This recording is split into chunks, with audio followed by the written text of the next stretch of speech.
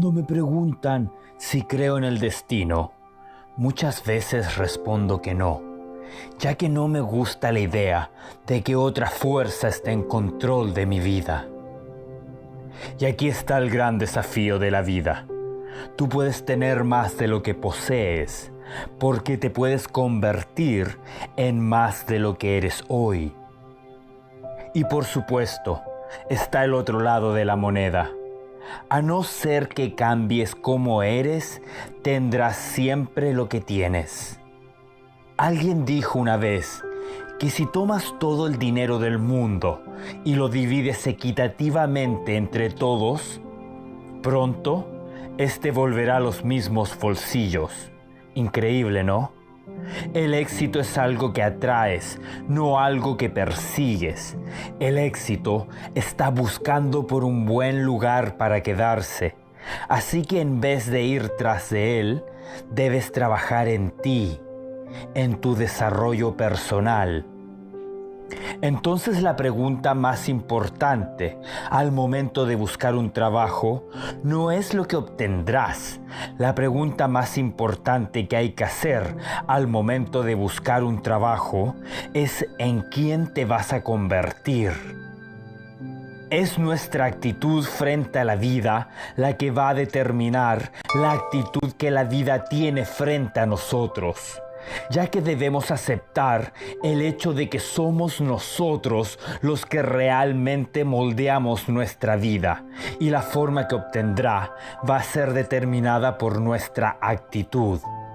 Los humanos podemos transformar nuestra vida cuando transformamos nuestra actitud frente a los hechos.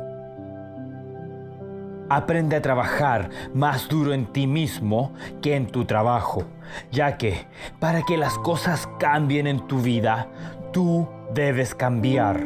De otra forma, no van a cambiar. La única forma como las cosas se vuelven mejores es cuando tú te vuelves mejor. La vida y los negocios son como las estaciones del año. No puedes cambiar las estaciones, pero puedes cambiar tu forma de experimentarlas. Ya que hay literalmente millones de seres humanos viviendo limitadas, oscuras, frustrantes, depresivas vidas, viviendo a la defensiva, simplemente porque creen que es lo correcto ser defensivos y vivir con dudas sobre quién realmente son, y como resultado crean esta experiencia de vida. Muchas personas se oponen al cambio cuando el cambio es lo único que podemos sin duda esperar de la vida. La actitud es una reflexión, un resultado de la voluntad personal. Es incalculablemente poderosa, puede traer maravillosos resultados para nosotros, pero debemos entrenarla con paciencia día tras día. Así que si no comienzas hoy a hacer algo para que las cosas cambien mañana, te debo decir que todo va a seguir igual. Así que puedes predecir cómo van a ser los siguientes 5 años. Tan solo mira los últimos 5, porque los siguientes 5 van a ser como los 5 que acaban de pasar. A no ser que hoy tomes la decisión de cambiar las cosas. Tal vez cambiar un poco, o cambiar algo al menos, o no cambiar, ya que tú decides y puedes hacer lo que quieras. Así que dime, ¿qué puedes hacer hoy? ¿Qué es lo que va a hacer la diferencia en tu vida?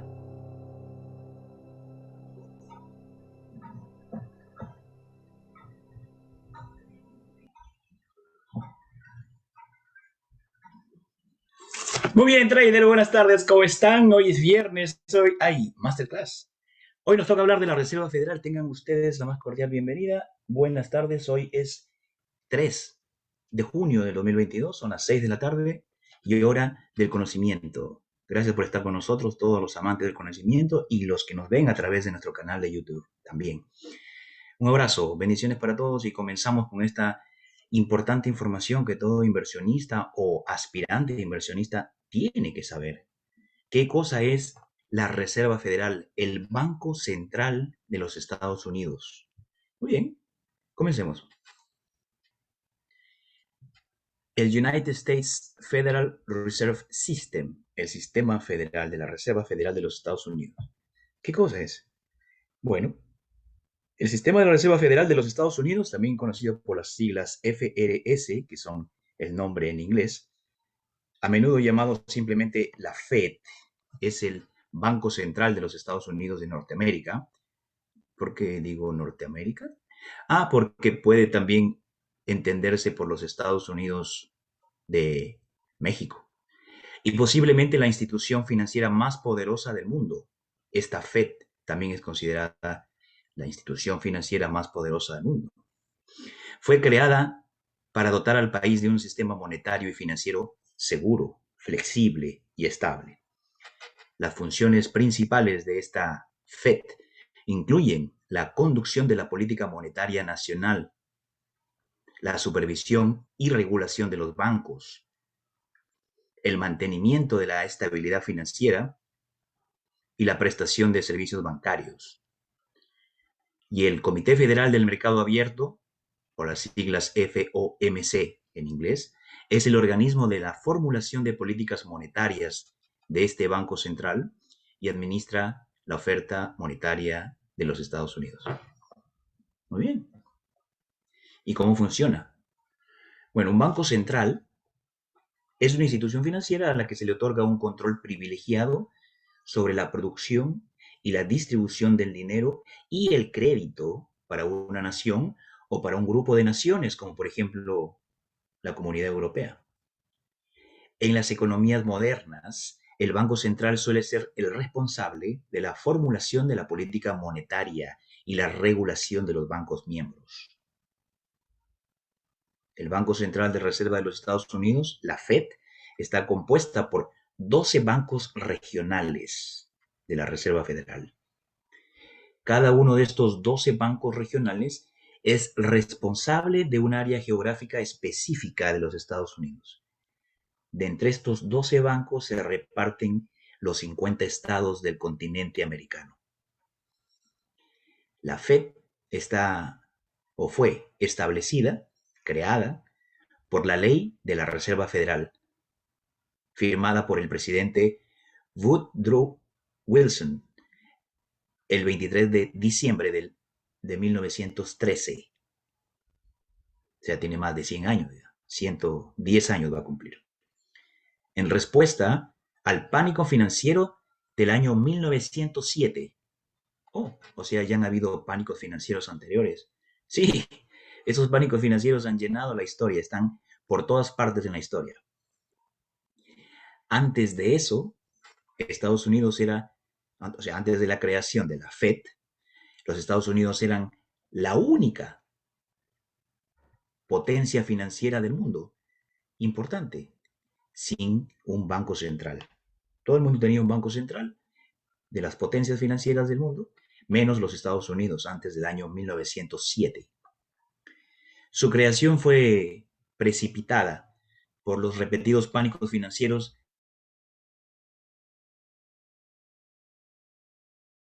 durante el siglo XIX, desde el 1800 al 1900, lo que provocó graves trastornos económicos debido a quiebras bancarias y quiebras comerciales. Muy bien, entonces ya vimos qué cosa es la Reserva Federal y ahora hemos visto cómo funciona el sistema de la Reserva Federal.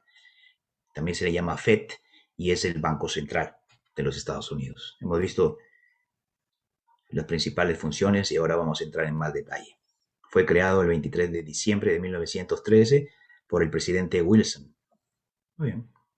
Son 12 bancos regionales. La Fed tiene un amplio poder para actuar a fin de garantizar la estabilidad financiera y es el principal regulador de los bancos que son miembros del sistema de la Reserva Federal, que son 12. Actúa como prestamista de último recurso para las instituciones miembros que no tienen otro lugar donde pedir prestado. O sea, los 12 bancos regionales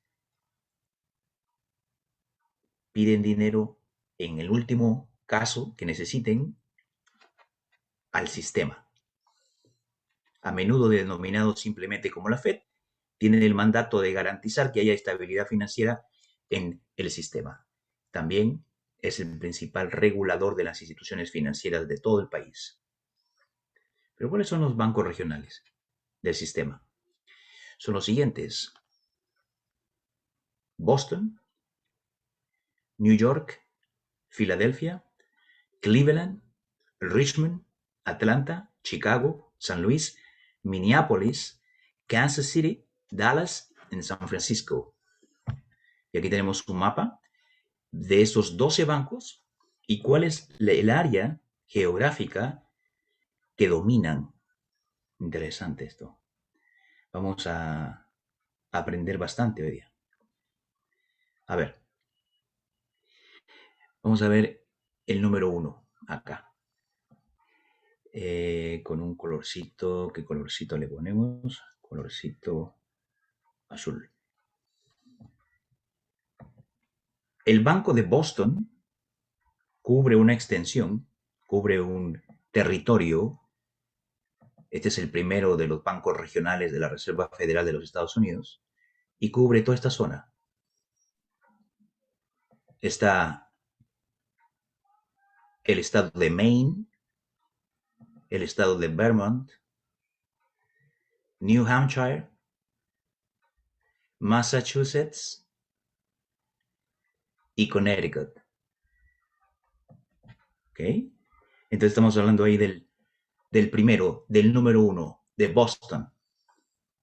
Boston cubre toda esa región geográfica.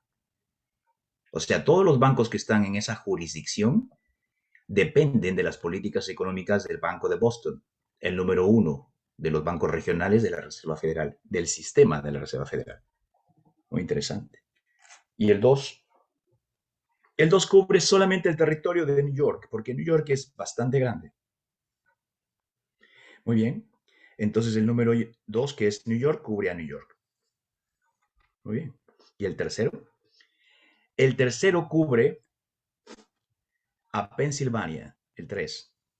Perdón, claro, es el Banco de Filadelfia que cubre a la zona geográfica del estado de Pensilvania.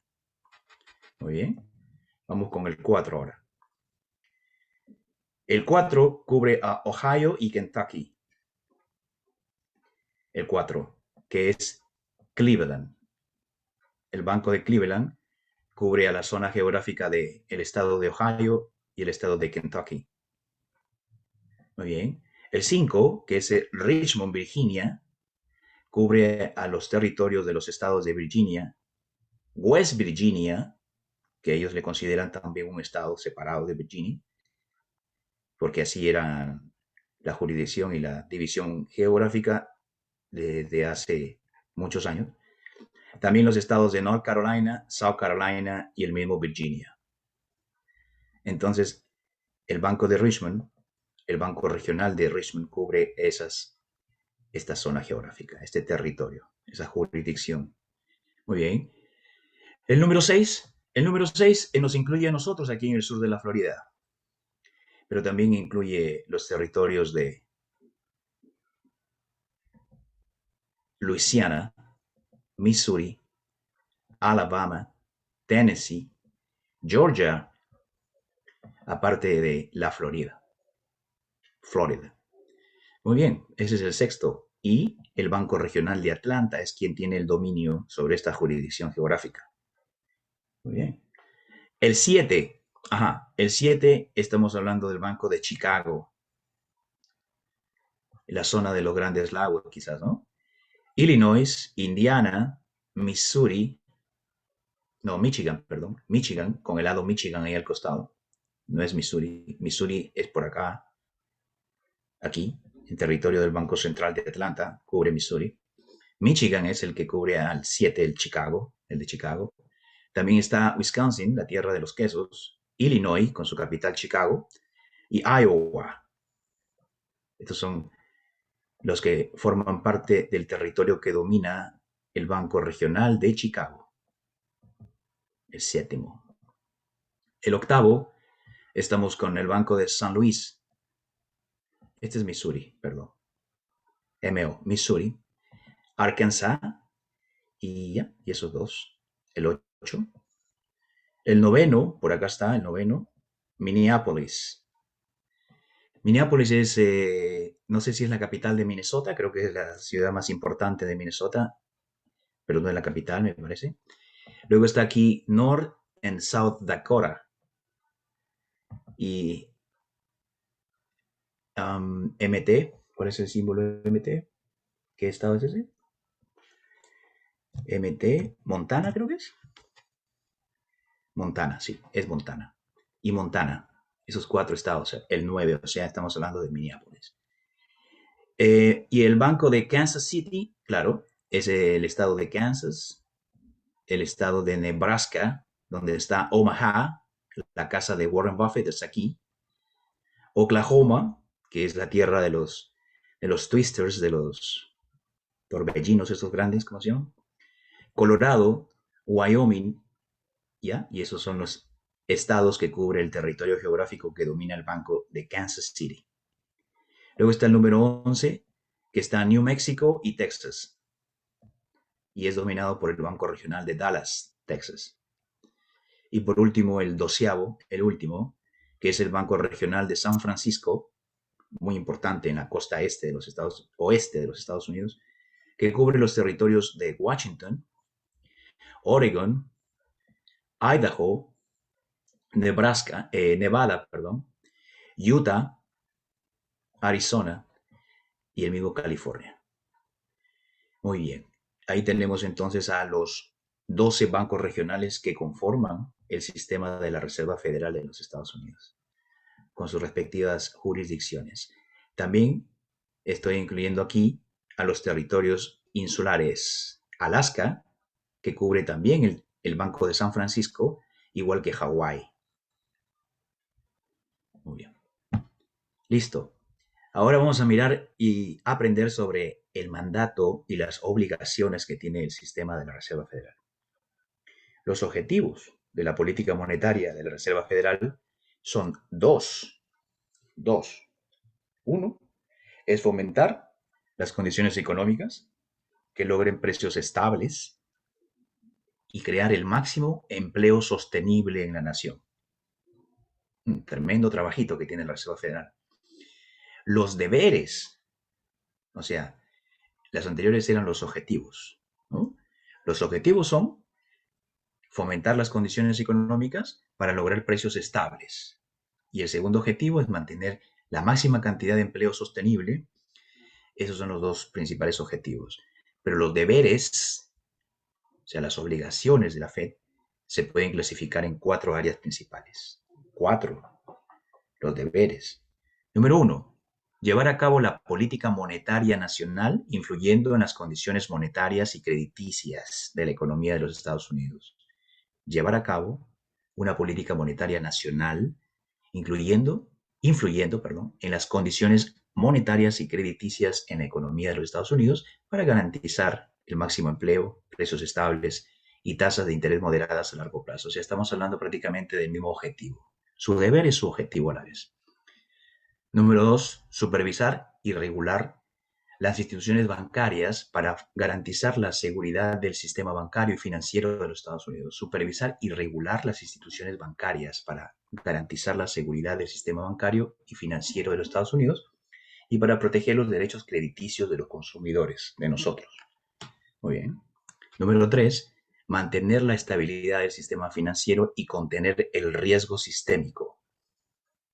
Y número 4, brindar servicios financieros, incluido un papel fundamental en la operación del sistema de pagos nacional. Brindar servicios financieros, incluido un papel fundamental en la operación del sistema de pagos. O sea, el sistema de pagos que se utiliza en los Estados Unidos lo tiene que manejar la Reserva Federal. Todas estas instituciones donde uno va y deposita dinero también son obligación y están bajo la jurisdicción de la Reserva Federal. Todos los bancos comerciales, privados, todos forman parte del sistema financiero y están bajo la supervisión y bajo la jurisdicción de la Reserva Federal,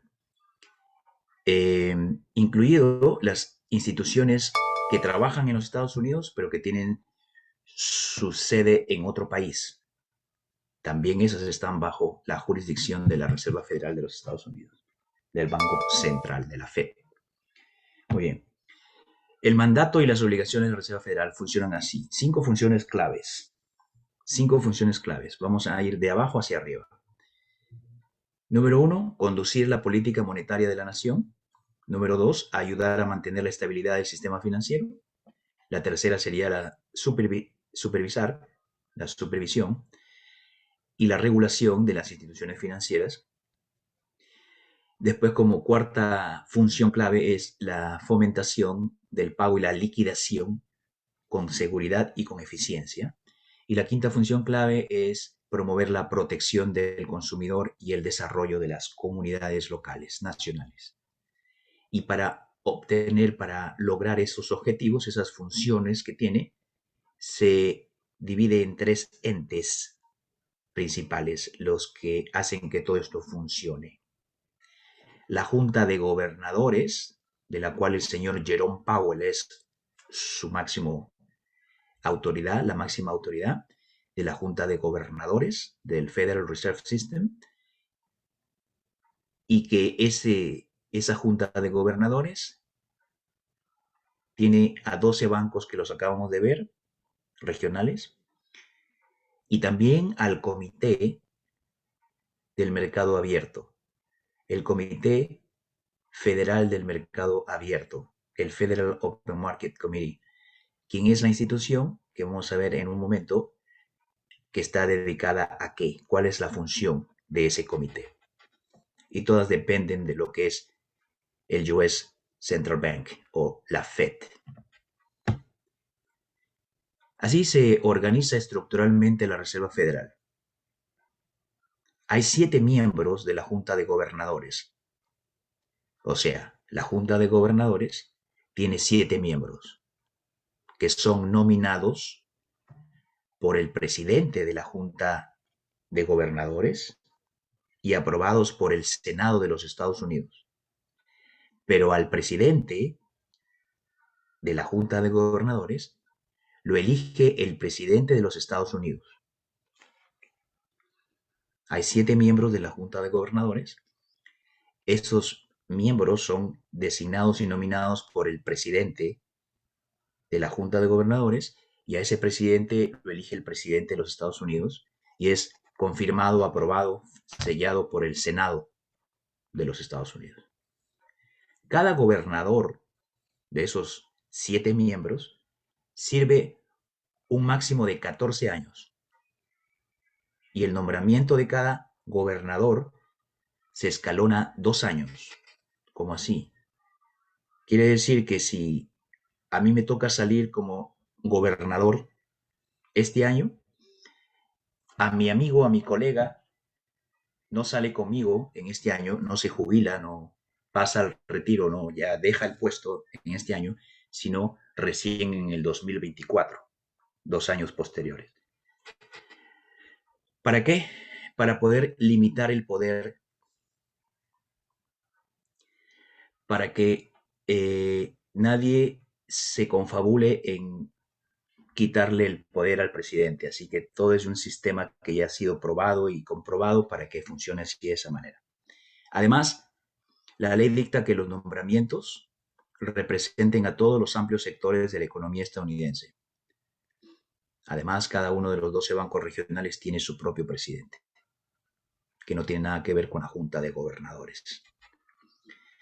Entonces, a partir del 14 de enero del 2022, hay de esos 7 miembros de la Junta de Gobernadores, 7, ¿sí? 3 están vacíos. Por ahora no hay un vicepresidente, ni hay un vicepresidente de supervisión. O sea, de la Junta de Gobernadores, que hay 7 sillas, hay solamente 4 sillas que están ocupadas. ¿Y quiénes son los que componen esa Junta de Gobernadores? Son los siguientes: el señor Jerome H. Powell, presidente; El puesto de vicepresidente está vacío actualmente desde al menos hasta el 14 de enero del 2022. Y también el vicepresidente de supervisión al último día del año 21, no el 22, aquí me equivoqué, está vacío, estaba vacío. Después está la señora Michelle Baumann, o sea, cuando ustedes escuchen hablar, decir que va a haber una conferencia que la señora Baumann va a hablar, o el señor Lael Brainerd, o el señor Christopher Waller, van a hablar, ellos son parte de la Junta de Gobernadores. Pero normalmente el que habla más es el señor Powell. Listo. Ahora, aquí hay una lista de los 12 presidentes de todos los bancos regionales. Si usted está en el sur de la Florida, en Miami, en esta zona de la Florida, entonces el que sería nuestro presidente regional es el señor que maneja el Banco Regional de Atlanta, que es el señor Rafael Bostic, de Atlanta. Ahí está la lista de los demás de cada banco regional. ¿Cuál sería el más grande de todos? El que ocupa mayor territorio, el que mayor territorio está bajo su jurisdicción, incluido Alaska y Hawái, y los territorios de, como hemos visto, Washington, o sea, el otro Washington, Seattle, Oregon, Nevada, California, es Maria Daly, ¿no? Ella sería la que tiene mayor territorio, se puede decir. Muy bien. Ahora, se dice que la Reserva Federal es un ente independiente. ¿Es así? ¿Es independiente? Vamos a ver. La independencia del Banco Central se refiere a la cuestión de si los supervisores de la política monetaria deben estar completamente desconectados del ámbito del Ejecutivo de los Estados Unidos, del Poder Ejecutivo, de la administración actual, del POTUS, del President on Turn de los Estados Unidos. Los que están a favor de la independencia de la Reserva Federal reconocen la influencia de la política en la promoción de una política monetaria que puede favorecer la reelección en el corto plazo, pero que causará un daño económico duradero en el futuro. Así que es muy importante que la Reserva Federal mantenga una autonomía. Los críticos de la independencia, por el contrario, dicen, o sea, los que creen que debe de depender del Poder Ejecutivo, dicen que el Banco Central y el gobierno deben estar estrechamente coordinados en su política económica y que los bancos centrales deben de tener supervisión regulatoria todo el tiempo. La Fed también se considera independiente porque sus decisiones no tienen que ser ratificadas por el presidente ni por ningún otro funcionario del gobierno, del Poder Ejecutivo. Sin embargo, aún está sujeta a la supervisión del Congreso, eso sí, y debe funcionar en el marco de los objetivos de la política económica y fiscal del gobierno, del Poder Ejecutivo, eso sí. Los temores sobre la expansión del balance de la Reserva Federal, que es justamente con lo que está peleando en estos momentos, por eso en la sesión del mes pasado acordaron el 5 de mayo en poder abonar una cantidad de millones para pagar ese balance sheet, como se llama, la hoja de balance, que está en la estratosfera, que está en trillones de dólares, y ahí se acordó que ellos van a abonar un dinero mensual de miles de millones para poder reducir ese balance que tienen. Así que ahí hay un temor sobre esa expansión del balance que ahora están sufriendo tratar de cubrirlo. Y los rescates riesgosos para empresas también es uno de los temores. En la historia se han visto algunos rescates muy comprometedores, como se dice, discutibles, que no se explican por qué a estas empresas las han rescatado. Han habido varias, como los bancos, por allá por los años 2009, 2008, algunos bancos y otras instituciones. Muy bien, Por ejemplo, alguna que se rescató fue la American International Group, que es una empresa grande de seguros, AIG, que simplemente la Reserva Federal le dio miles de millones de dólares para reflotarla. Entonces, todo este tipo de cositas que han sucedido han llevado a demandas de mayor transparencia y de responsabilidad en el uso del dinero por la Reserva Federal. Los recientes llamados en Washington para auditar la Reserva Federal podrían potencialmente socavar el estatus independiente del Banco Central de los Estados Unidos. Así que tiene que mantenerse en una línea de solidez, de transparencia, de buen manejo para que siga sosteniendo su carácter de independencia. Importante, la Fed se considera independiente porque sus decisiones no tienen que ser ratificadas.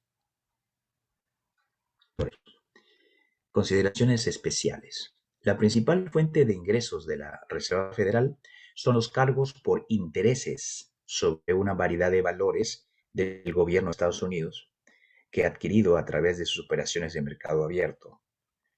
¿Cómo así? Bueno, la Reserva Federal invierte dinero, compra con el dinero que hace, compra bonos, sobre todo de mediano, de largo plazo, del Tesoro de los Estados Unidos, y por eso gana intereses. Esa es la principal fuente de ingresos que tiene la Fed. Otras fuentes de ingresos incluyen intereses sobre inversiones en moneda extranjera, lo más conocido son los swaps, como así. Compra, por ejemplo, yenes, ¿sí? Y si el cambio le favorece, los vende al día siguiente y de esa manera gana la diferencia que hay por comprar una moneda más barata con un cambio diferente. Entonces, a eso se dedican a hacer swaps, eso se llaman swaps con las monedas extranjeras. Intereses sobre préstamos a instituciones de depósito, o sea, el Banco de América llega a la Reserva Federal como última instancia y le dice, necesito 10 billones. Ok, perfecto, me las pagas a 3%, ¿está bien? No, pero el año pasado me la diste a 1%. Ok, te la doy a 2%. Listo. Entonces, de esa manera, también por los intereses sobre los préstamos e instituciones de depósito, la Reserva Federal gana esos intereses también. Y brinda también y gana a través de las tarifas por servicios a todas esas instituciones a quien le presta dinero, como compensación de cheques y transferencias de fondos brindados en esas instituciones. Tras pagar los gastos, la Fed transfiere el resto de sus ganancias al Tesoro estadounidense. O sea, todo lo que gana después de pagar sus obligaciones, todas las ganancias se las deposita al Departamento del Tesoro, al Treasury. Ok. El sistema de pagos de la Reserva Federal, comúnmente conocido como el FedWire, tiene su propio sistema de pagos, mueve billones de dólares diariamente entre los bancos de los Estados Unidos. Tiene su propio sistema interbancario conectado con la Reserva Federal que se llama FedWire. Muy bien. Las transacciones se liquidan el mismo día. A raíz de la crisis financiera del 2008, la Fed prestó mayor atención al riesgo creado por el lapso de tiempo entre el momento en que se realizan los pagos temprano en el día y el momento en el que se liquidan y concilian. La Fed está presionando a las grandes instituciones financieras para que mejoren el control en tiempo real de los pagos y el riesgo crediticio, que ha estado disponible solo al final del día. Así que va a tener que mejorar eso, porque lo que yo me acuerde y sepa, por ejemplo, para que aclare un cheque que yo deposito hoy en mi banco se demora 3 días. Y eso no debería ser así, ¿no? Muy bien. La Reserva Federal versus el Comité Federal del Mercado Abierto o FOMC. La Junta de Gobernadores de la Reserva Federal es responsable de establecer los requisitos de reserva. Los requisitos de reserva. ¿Qué es esto? Bueno, el FOMC no tiene nada que ver aquí. Estamos hablando de la Junta de Gobernadores primero. La Junta de Gobernadores es responsable de establecer los requisitos de reserva. Los requisitos de reserva es la cantidad de dinero que los bancos deben de tener para asegurarse de tener suficiente para hacer frente a los retiros repentinos. La población del consumidor de todo el país. Entonces hay un máximo y un mínimo que la Reserva Federal le pone a cada banco. Tú tienes que tener entre todas tus sucursales Banco de América tantos miles de millones en cash disponibles para que la gente vaya y pueda sacar de inmediato. En el caso, por ejemplo, de un holocausto, del apocalipsis, la gente va y saca lo que cada banco tiene que tener. Entonces, ¿para qué mide? ¿Para qué pone un máximo y un mínimo a cada banco? Para que todos jueguen las mismas reglas, para que todos puedan ganar los mismos intereses, puedan ganar cada comisión que cobran en sus cajeros automáticos o en sus tellers de las oficinas de los bancos y todo eso. Todos están cortados con la misma tijera, todos juegan con el mismo balón, mejor dicho. También establece la tasa de descuento, que es la tasa de interés que cobra la Fed sobre los préstamos otorgados a instituciones financieras y otros bancos comerciales. Establece todo eso. Esa es la Junta de Gobernadores. Y el FOMC, por otro lado, es el principal organismo de formulación de políticas monetarias de la Reserva Federal. Esta es la que se reúne una vez al mes para decir, ¿subamos las tasas de interés? Sí, sí, sí, subamos la tasa de interés. Y después cuando ya pase la recesión, cuando ya estemos otra vez a punto de que la economía crezca otra vez, son los que en vez de subir las tasas de interés, les toca bajar las tasas de interés. Esa es la labor principal del FOMC. Es responsable de las operaciones de mercado abierto también, como otra de sus obligaciones, de sus responsabilidades. Es responsable de las operaciones del mercado abierto, o sea, incluida la compra y venta de valores del gobierno, como los bonos del Tesoro.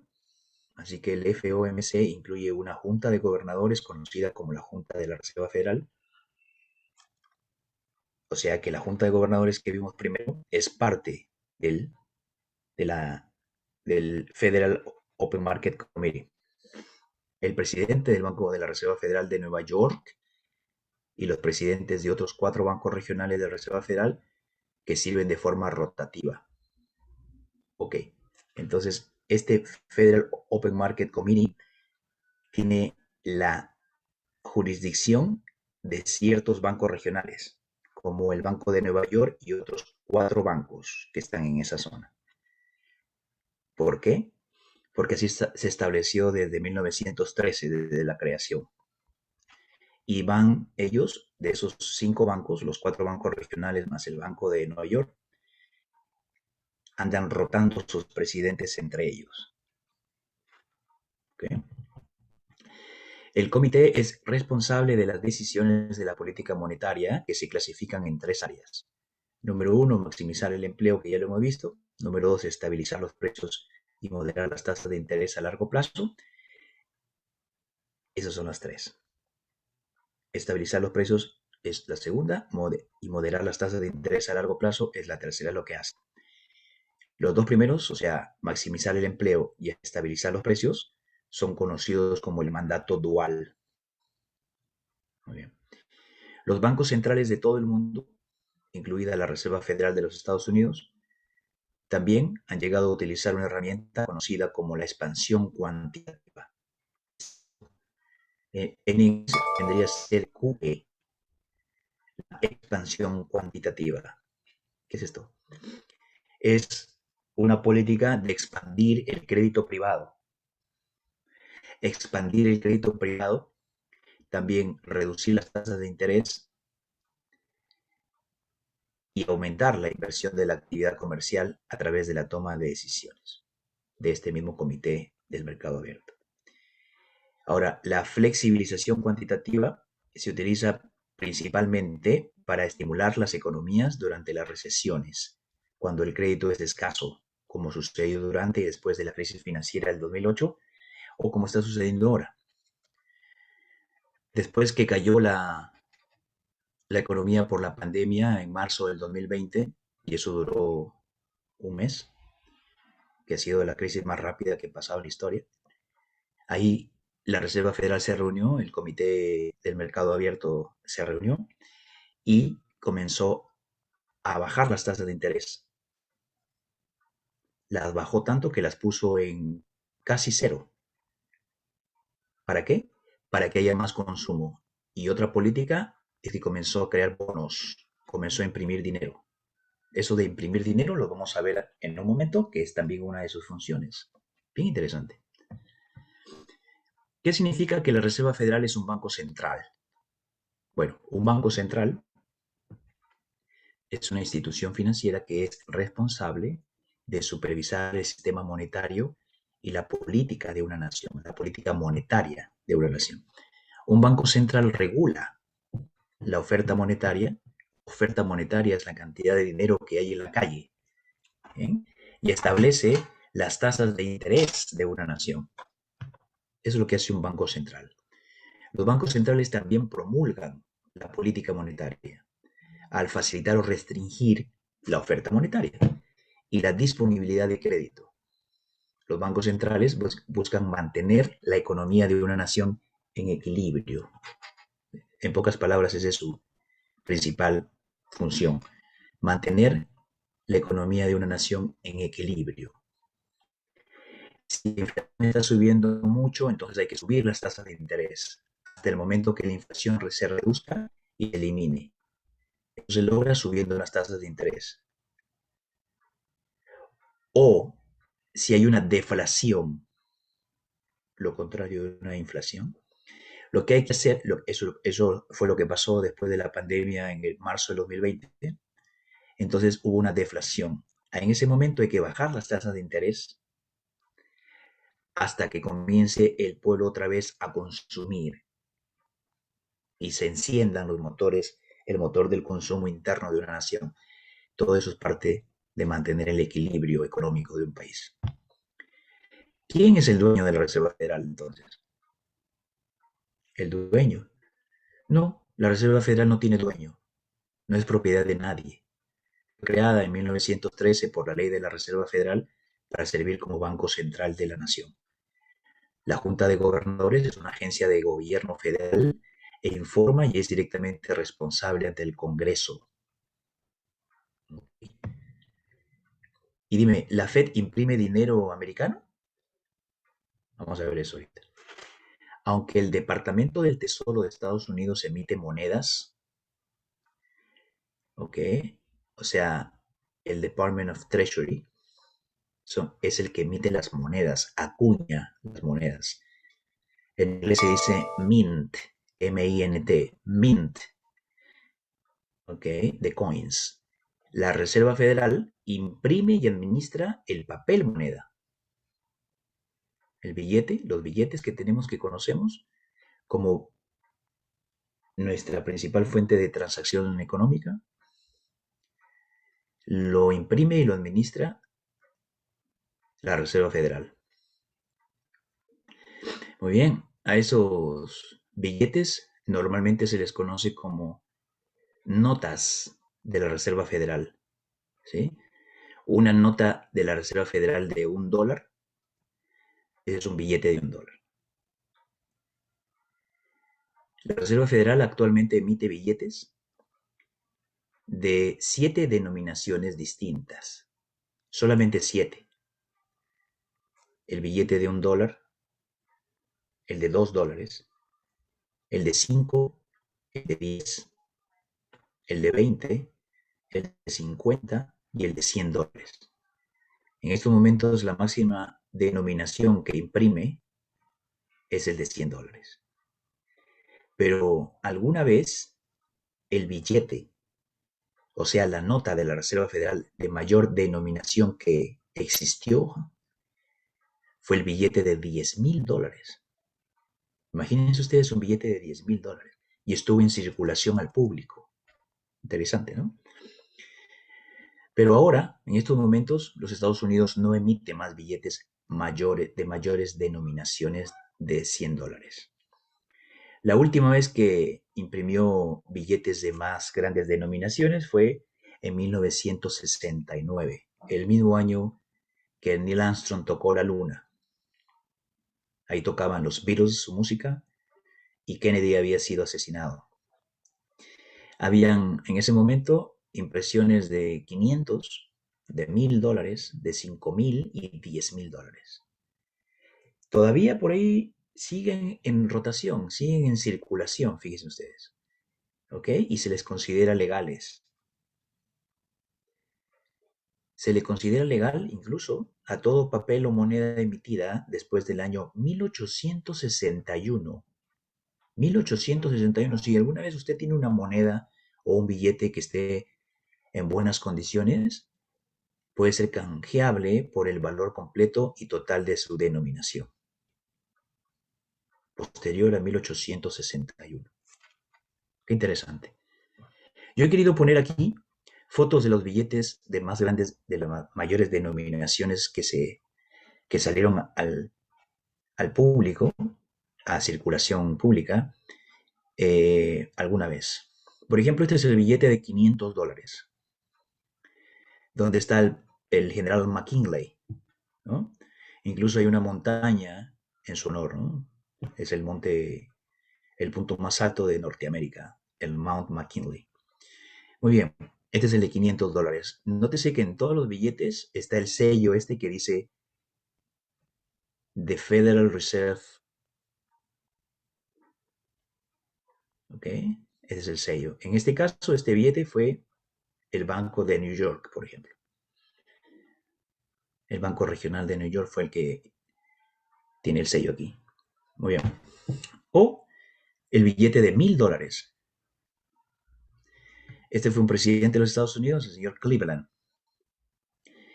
Y aquí también tiene, en este caso, el sello de la Reserva Federal, pero del Banco Regional de San Francisco, California. $1,000 era este billete. O este, que es el de $5,000. Y está uno de los primeros presidentes de la nación. No, mentira. Este no, sí, este fue uno de los presidentes de esta nación, Madison. Y también tiene el sello del Banco Regional de San Francisco, el Banco de la Reserva Federal de San Francisco. Muy bien, ese es el de $5,000. Y este es el más grande que salió en circulación alguna vez, el de $10,000, que tiene como foto aquí en honor a, este era el secretario del Tesoro del presidente Abraham Lincoln en los años 1864, creo, más o menos. Así que el apellido, no lo puedo leer bien, Chase, el señor Chase, así como el banco que se fusionó con JP Morgan, Chase, pero no tiene nada que ver con Chase. Pero este era el secretario del Tesoro en los tiempos de Lincoln. Y se puso la foto de él en honor al billete de $10,000 se le puso la foto de Chase en su honor. Era el secretario del Tesoro del presidente Lincoln. Y era impreso por el Banco Regional de New York. Muy bien. Y esta fue una nota, el Golden Note, el Golden Certificate, que solamente tenía su uso interbancario, no salió al público, no, no salió a circulación popular para todo el mundo, sino se usaba de manera interbancaria nada más, que ha sido el de mayor denominación en la historia. Se le llamaba el Gold Certificate y tenía a Woodrow Wilson, quien fue el creador, el presidente de los Estados Unidos en el periodo cuando la Reserva Federal fue creada. Él firmó el acta de creación de la Reserva Federal, el presidente Woodrow Wilson. Muy bien, esa es la nota de la Reserva Federal de $100,000. Muy bien. Entonces, información que usted no tenía seguramente y que ahora ya aumentó su sabiduría y su conocimiento sobre este tema. Datos curiosos, vamos a ver ahora, y reales de los billetes de dólares americanos. ¿Saben ustedes que la institución quien confecciona, que fabrica el papel moneda, porque así se le llama papel moneda, se llama el Bureau, el US Bureau of Engraving and Printing? Esa es la institución americana federal que es la encargada de fabricar los billetes de dólar. También de vez en cuando ya un billete está demasiado en circulación, entonces a todos los billetes viejitos que llegan a los bancos tienen la obligación de canjearlos por nuevos. El de $1, el de $2 y todos esos, muchas veces se eliminan de circulación y se inyectan nuevos. Y cuando se inyectan nuevos, bueno, la institución quien los rediseña cada vez con nuevas reseñas, nuevas apariencias y nuevas funciones de seguridad, claro, mejoradas para evitar la falsificación, es este Bureau, US Bureau of Engraving and Printing. Muy bien, desde 1879, o sea, ya hace 123 años, la empresa que proporciona el papel moneda, a el Buró Americano de Engraving and Printing para producir billetes de dólares americanos, es una empresa que se llama Crane Company. Ella es la que fabrica el papel. Y ese papel es una mezcla del 25% de tela, y el 75% de algodón. O sea que de papel no tiene mucho. Realmente no es un papel. Es 75% de algodón y 25% de tela. Este papel tiene una fibra sintética de tonos rojos y azules de diferentes tamaños, que es una fibra con el cual está confeccionado. Tiene unos tonos azules, rojos, larguitos, más cortitos, a lo largo de todo el ancho y largo del billete. Interesante, ¿cierto? Cada billete pesa 1 gramo. 1 gramo. No importa la denominación. ¿Sí? Pesa lo mismo un billete de $100 que un billete de $1. Exactamente lo mismo pesa. 1 gramo. O sea que si usted tiene 1 libra de billetes, o sea, ¿cuánto? Medio kilo de billetes, entonces tendrías 454 billetes. Tú pones la denominación. Se estima que entre la mitad y el 75% del valor total de todos los dólares que hay allá afuera se encuentran fuera de los Estados Unidos. No están en los Estados Unidos. Solo un 25% de todos los dólares imprimidos alguna vez están aquí en los Estados Unidos. Y el otro 75% está fuera de los Estados Unidos. Yo me imagino que deben estar por allá, por los países árabes. En el año 1934, el Gold Certificate, ese billete que les digo que tenía el presidente Wilson y que era de uso interbancario, se convirtió en el billete de más alta denominación jamás emitido. Claro que su emisión solo fue para el uso interno, más no para el uso público. ¿Qué valor tenía ese billete? ¿El Gold Certificate? ¿Alguien me puede decir? ¿Se acuerdan? 100.000. Exactamente. Realmente sí. 100.000 dólares. Impresionante, ¿no? Con un billetito de esos. Yo hubiera tenido temor tenerlo en la casa. ¿Ah? Ok. No, el problema era para cambiarlo, ¿no? Si querías comprar una Coca-Cola. Bueno, la Fed tiene una tasa de inflación objetivo implícita del 2%. Pero ¿cómo establece las tasas de interés esta Fed? Bueno, el propósito en un año calendario de la Fed es mantener la inflación por debajo del 2%. La mayor parte del tiempo lo logra.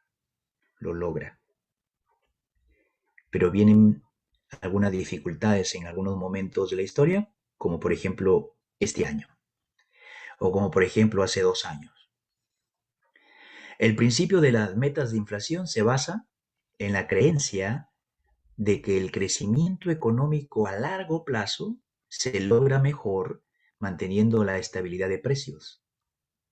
Y la estabilidad de precios se logra controlando la inflación.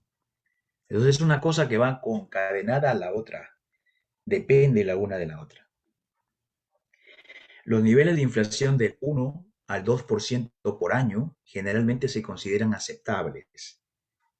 Eso es el común denominador, lo que la gente conoce así. Mientras que las tasas de inflación superiores al 3% representan una zona peligrosa que podría provocar la devaluación de la moneda, lo que ha pasado en muchos países incluso antes de las crisis, ¿no?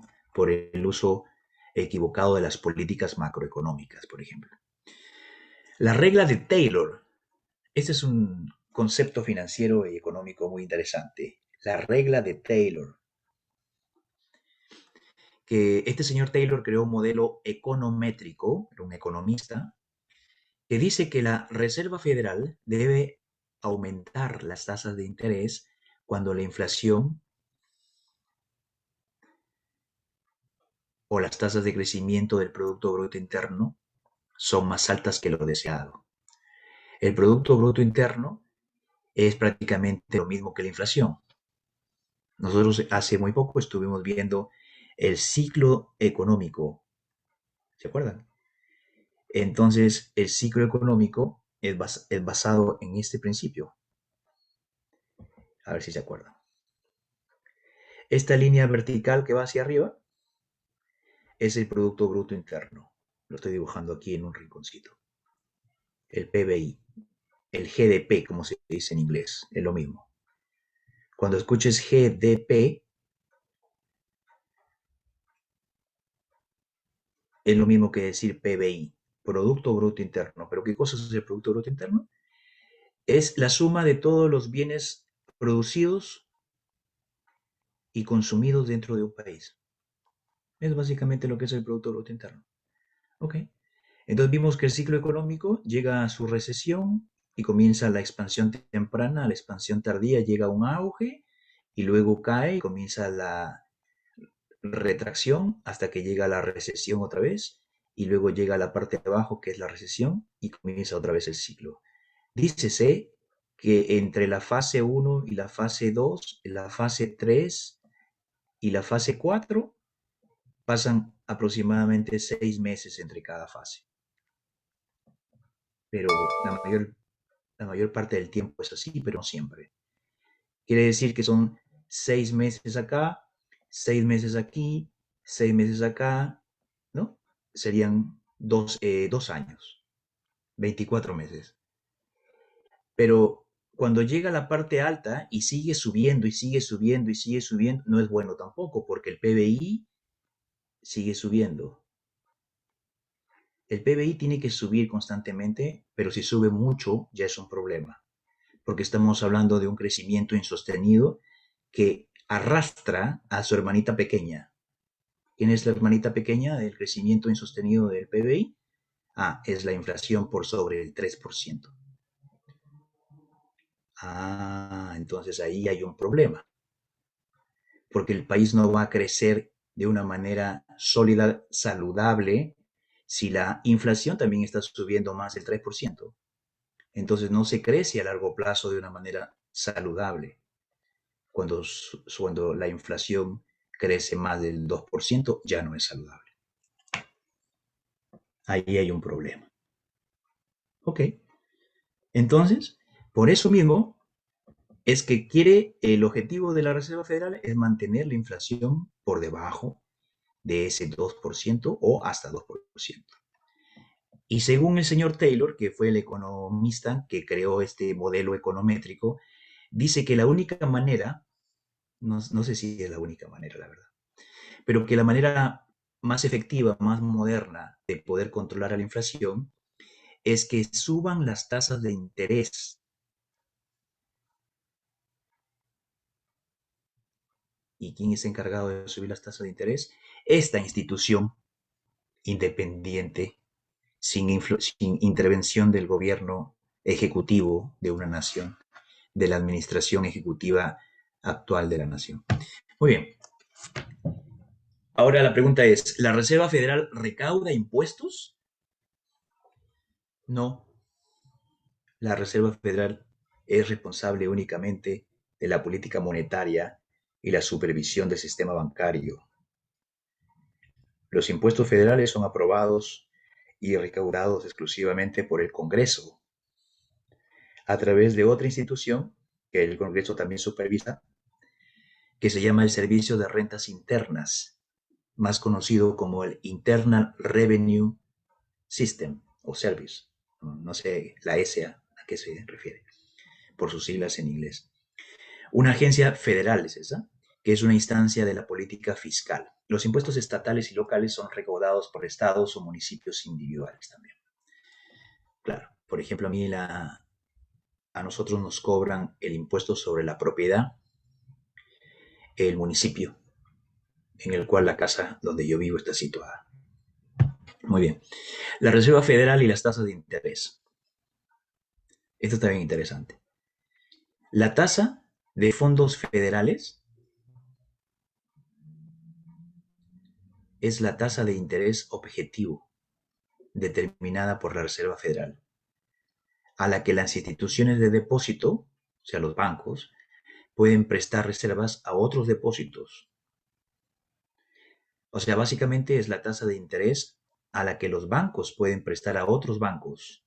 Estamos hablando que los bancos regionales de la Reserva Federal, del sistema de la Reserva Federal, pueden prestar a otros bancos y también de los bancos comerciales que conocemos. Mencionemos, a ver, Wells Fargo, Bank of America, Chase, no sé, los bancos que conocemos, esos son los bancos de depósitos. Se pueden prestar plata entre ellos.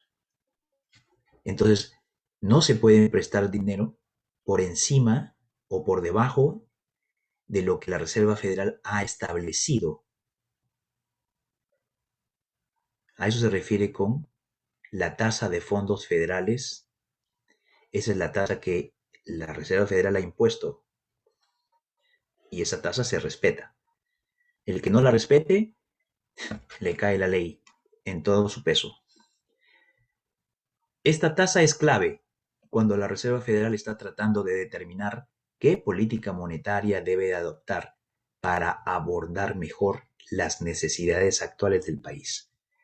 Esta famosa tasa, la tasa de los fondos federales, es la tasa que se reúne una vez al mes para subirla en estos momentos. No que vamos a subirla en 25 puntos, no que vamos a subirla en 50 puntos. A esto se refiere, cuando se refiere 25 o 50 puntos, se refiere a que un punto son 100 para ellos. Cuando dicen 50 puntos, quiere decir la mitad de un punto. Cuando dicen vamos a subirla a 25 puntos, quiere decir un cuarto de punto. Imagínate si la suben 200 puntos, se refieren a que la han subido 2 puntos porcentuales, o sea, 2%. ¿Sí? 50 puntos vendría a ser entonces la mitad de un punto, 0.5%. 50 puntos. ¿Bien? Ahora, para darnos un ejemplo del poder que las tasas de interés pueden tener en la economía, vamos a borrar esto de acá. Para darnos un ejemplo del poder que las tasas de interés pueden tener sobre la economía, echemos un vistazo al impacto que puede tener en el mercado de valores, por ejemplo. Una de las actualizaciones clave que buscan los analistas del mercado al predecir los movimientos del mercado de valores. O sea, el día que se reúne el Federal Open Market Committee y que dice, bueno, nos vamos a reunir el 5 de junio o el 5 de julio, ¿bien? Ese día, justamente en el momento que se reúnen, ya hay una tremenda especulación sobre si van a aumentar tanto o tanto las tasas de interés o si las van a bajar tanto o tanto. Y el mercado con la especulación se va a mover en alguna dirección. Entonces, es muy interesante que los analistas del mercado tomen a las reuniones de ese Open Market Federal Committee, a esas decisiones de las tasas de interés como catalizadores de sus operaciones bursátiles, en alguna dirección o en otra. Y comienzan a haber conjeturas y análisis y estudios sobre el tema. Una de las actualizaciones clave que buscan los analistas del mercado de valores es el predecir los movimientos del mercado. ¿Okay? Son los informes y noticias. Dice, una de las actualizaciones claves que buscan los analistas del mercado de valores al predecir los movimientos del mercado son los informes y las noticias que provienen de la Reserva Federal. Un pequeño aumento o golpe en la tasa de interés puede causar grandes oscilaciones en el mercado. Esas oscilaciones le llamamos volatilidad. Cualquier trader sabe que nosotros vivimos de esas oscilaciones, porque si no, no se moviese para ningún lado el mercado. ¿Y qué vamos a ganar si no se mueve? Lo que buscamos justamente es movimiento, es oscilaciones. ¿Sí? Si el mercado está lateral, buscamos que haya una dirección. Ahí gana uno dinero, con los movimientos, con las oscilaciones, que vaya en alguna dirección. Lo que crea volatilidad predecible, eso sí puede ser predecible. ¿Eh? Muy bien. ¿Por qué puede ser predecible? Porque si van creando y subiendo las tasas de interés, entonces es muy posible que el mercado comience a caer, teniendo temor. O si ya el mercado absorbió el golpe de lo que hicieron el mes pasado y esta segunda ocasión sabe que va a pasar lo mismo, el mercado lo puede tomar positivamente y puede subir en vez de caer. Entonces, hay que ver el contexto también basado en otras noticias, en otras fuentes de información. A ver, ahora es importante entender las dos políticas monetarias principales. O sea, existen dos políticas monetarias principales, que es la política monetaria expansiva y la política monetaria contractiva. La expansiva es cuando el Banco Central utiliza la política monetaria para estimular, o sea, expande las tasas de interés, las eleva para estimular a la economía. Y la contractiva es lo contrario, es cuando ya acabó con la inflación y ahora le toca bajar las tasas de interés otra vez. Eso es lo que pasó después de marzo del 2020. Bajó las tasas de interés que estaban altas y como cayó el mercado tanto, entonces bajó que estaban en 3 puntos no sé cuánto y las bajó muy bajo, muy bajo. O sea, el dinero estaba gratis en la calle. ¿Para qué? ¿Para qué hizo eso? Para que la gente se endeude más, para que la gente utilice más dinero prestado de los bancos. Porque las casas bajaron, porque el interés, los préstamos bajaron, no, el crédito, o sea, las tasas de interés estaban en el piso. Y ahora todo eso ha creado inflación. Entonces ahora toca bajar la inflación que ha subido tanto, otra vez subiendo las tasas de interés. Esas son las dos políticas, la expansiva y la contractiva. Muy bien. ¿Cómo funciona entonces? A ver, hay dos escenarios claves en los que la Reserva Federal debería actuar para promover lo que es mejor para la economía. Lo mismo, reducir las tasas de interés durante una recesión, o sea, lo que pasó en el 2020, en marzo del 2020, hubo una recesión. Una recesión generalmente se describe como un ciclo en el que hay una disminución generalizada de la actividad económica. La gente no gasta porque tiene temor. Y como no gasta, entonces lo que único que piensa es sobrevivir. Casa, pagar la luz, el agua, pagar el gas, o sea, el sector de utilities o servicios básicos es el que no sufre. En una recesión ese es el que no sufre.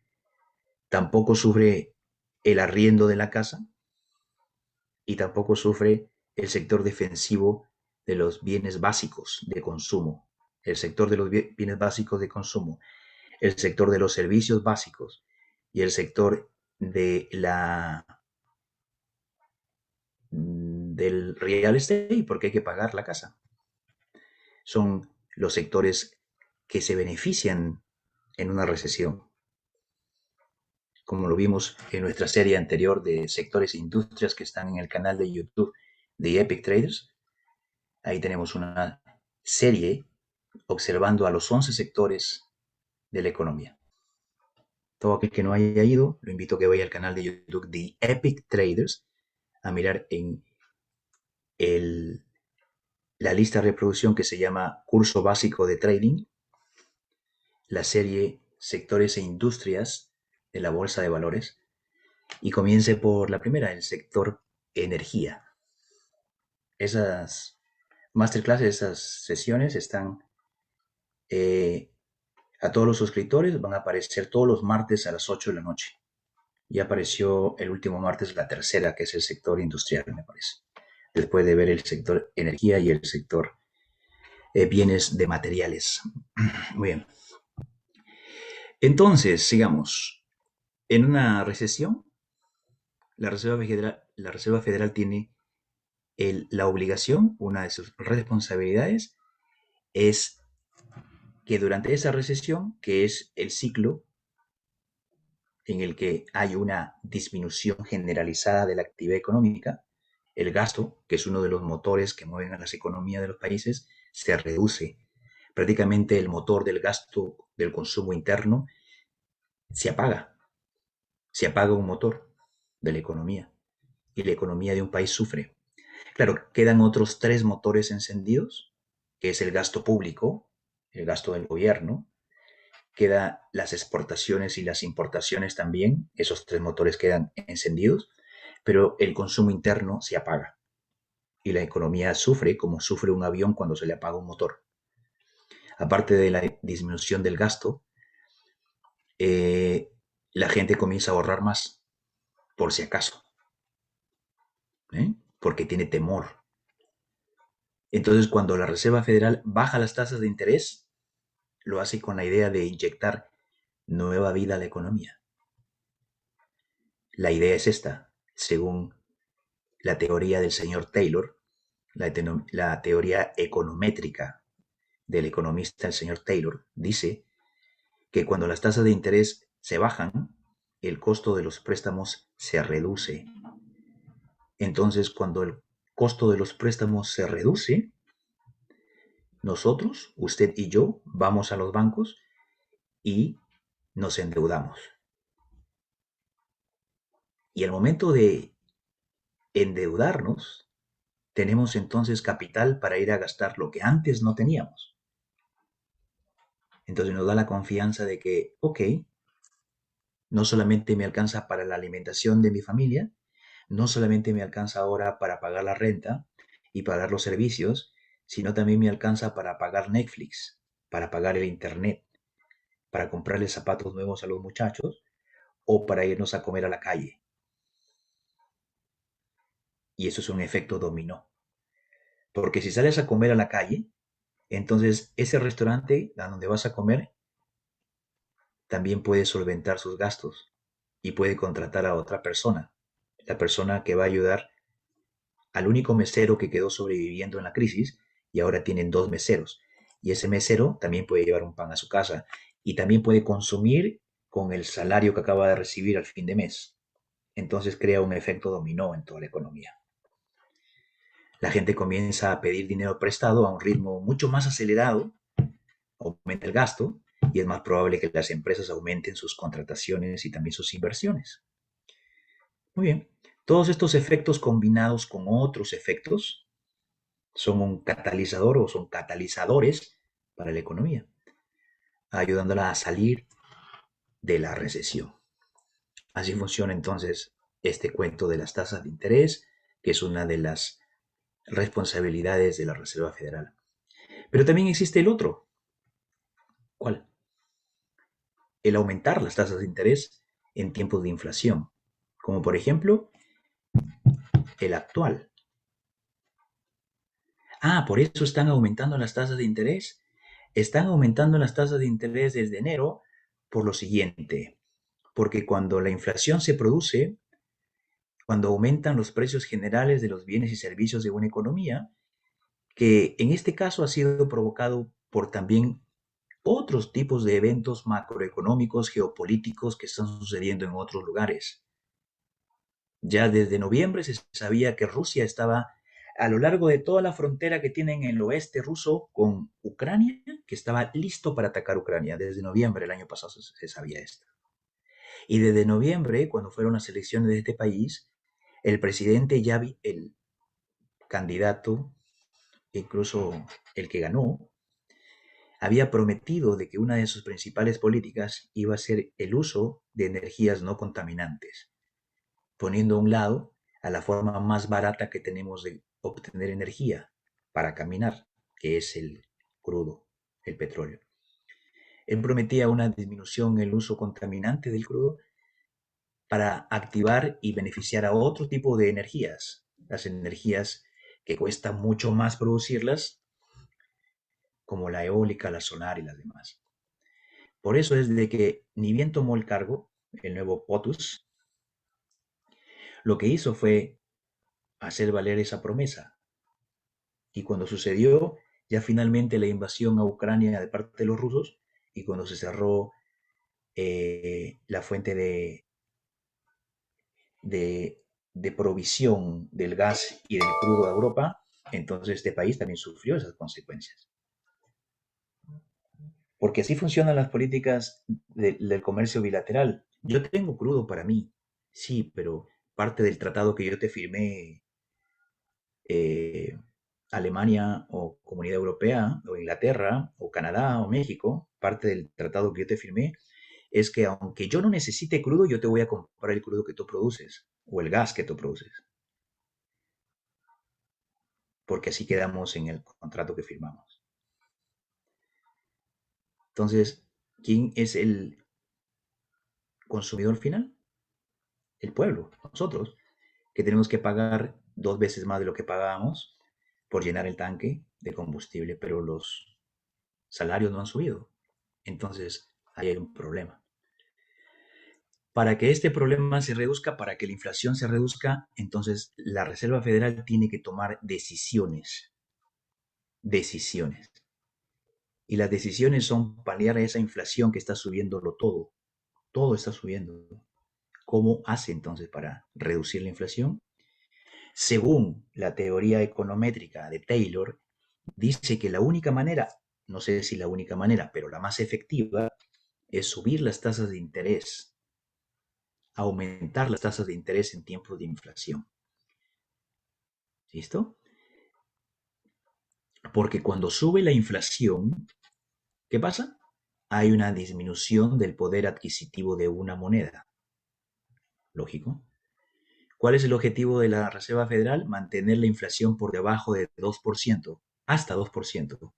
Cuando sube por encima de 2%, bueno, te digo que hasta mitad de abril, mitad de mayo, casi final de mayo, estamos cerca del 9% de inflación. ¿Cuánto es lo máximo que se permite la Reserva Federal? 2% y subió al 9%. ¡Wow! Entonces, ¿qué tiene que hacer? Tiene que aumentar la tasa de interés. Al aumentar las tasas de interés, reduce efectivamente la cantidad de capital líquido en circulación.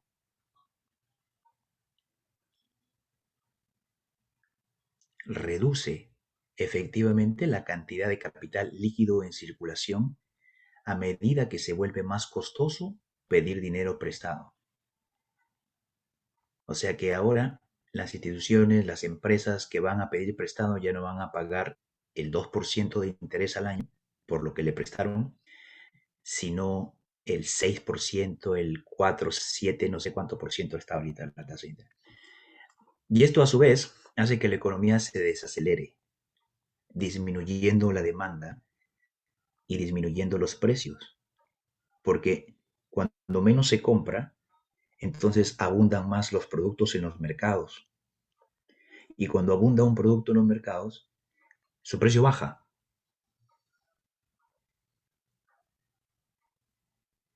Todos los precios que suben se deben a que hay poco, pero cuando hay mucho un producto, entonces su precio disminuye, se abarata. Listo. Entonces, según el economista Taylor y su teoría econométrica de subir las tasas de interés, cuando sube la inflación, funciona.